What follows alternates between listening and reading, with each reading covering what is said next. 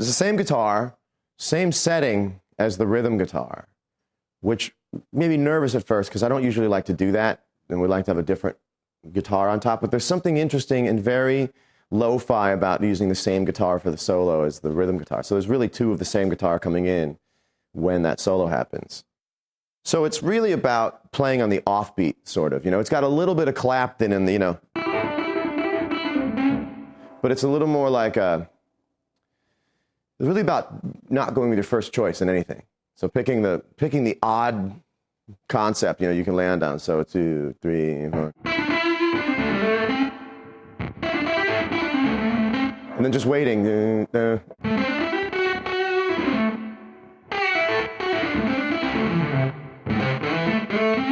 So you're not playing on the one, you're just sort of playing with the tension of letting beats go by for, you know, which I'm really getting into right now, so you can catch people off guard, you know, and then it goes.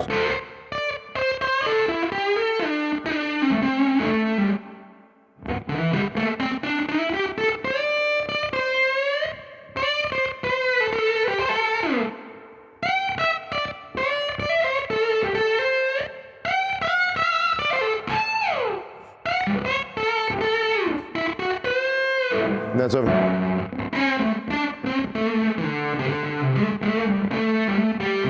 And then, which ends it. So the thing is that I'm always thinking about in a solo is bridging two choruses together. Whenever you have more than one chorus in a solo to go around, you have to make a part one and a part two to keep people's attention. So that moment where I'm down here for the first half, like your standard like minor pentatonic.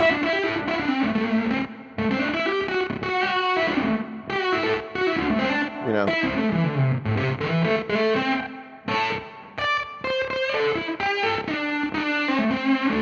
And then there's really like a run that connects the first half of the solo to the second half. So that sort of is the connective tissue to all of a sudden be up here. You know, it's sort of in that B.B. King, Eric Clapton.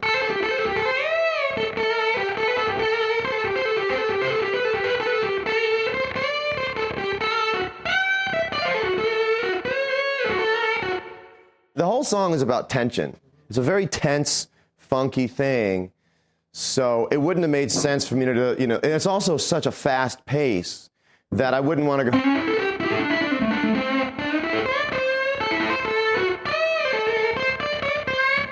You know, it's a little too, you know, especially when you're playing a cover of not only a Robert Johnson tune, but a Cream tune, which is essentially covering Eric Clapton, you know. I didn't want to just trace over those same lines. So really it becomes just.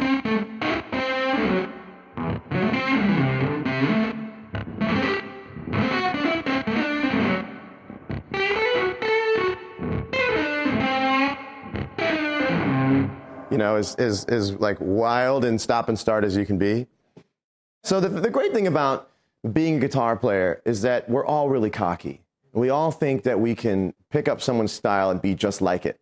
So then we think we're just like it, but we're not. Well, our own little bad imitation of it that comes, you know, might become something really cool. You're not, you know, and so a lot of times we say like, oh my God, it's too this, it's too that. And people listen and go, well, it's not enough that to be that. Like you're not good enough to sound like Jeff Beck, but you're good enough to sound like you with a little bit of that flavor in it.